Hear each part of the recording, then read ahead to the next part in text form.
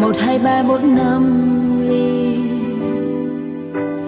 Chẳng đợi bần nước mắt ở trên mi, dù ai hỏi em đã một gì em cũng nói em đâu có gì. Cảm giác chia ly chẳng ai thấu hiểu.